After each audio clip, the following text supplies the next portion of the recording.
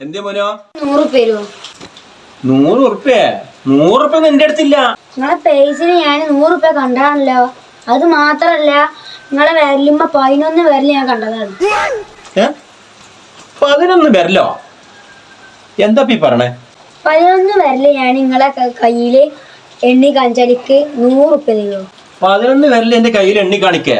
എന്നാ എണ്ണി കാണിക്ക്, എന്നാ ഞാൻ 100 ഉറുപ്പ്യ തരാം. പക്ഷെ 11 വിരല് കിട്ടിയില്ലെങ്കിൽ ഉമ്മാന്റെ 100 ഉറുപ്പ്യ വാങ്ങി എനിക്ക് തരുമോ? എന്നാ ഞാൻ തരാം. എന്നിട്ട് എണ്ണ ഒന്ന് കാണാനല്ലോ. 1 2 പിന്നെ ഈ 3 വിരല് പഠിക്കട്ടെ.